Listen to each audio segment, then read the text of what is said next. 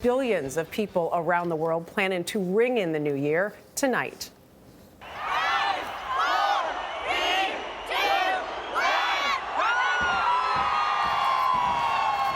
It is already 2019 in places like Auckland, New Zealand. Thousands of people celebrated with a party and fireworks in that western Pacific city. Here in New York, more than 1 million people are expected to pack into Times Square. Roughly 7,000 police officers and heavily armed counter-terrorism teams will stand by to keep them safe. And for the first time this year, a high-flying security measure will watch from the sky. Tony Dokoupil is in Times Square. Tony, tell us all about it. Good morning. Good morning. This will be the heart of the crowd in just about 12 hours. And if you look over my shoulder, the ball drop is right there. Let me give you an idea of the security. These barricades went up overnight. All the trash cans in this area have been removed protectively. And the NYPD has even gone so far as to seal the manhole covers under our feet in this area. All that plus an on-duty force tonight described to me as larger than the police force of most major cities any night of the year.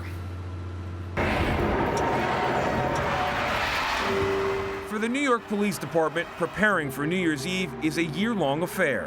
When midnight strikes, the ball drops, and everybody goes home, we start planning for next year.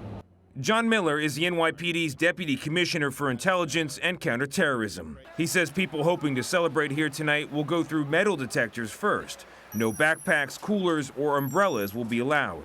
Some people may even be patted down if officers feel there is something they need to take a closer look at. It's not quite like going to the airport because we've got to move it through, but it has some of the same elements. There will be plenty of police presence, many wearing tactical gear and armed with high-capacity weapons. Others will blend in with the crowd.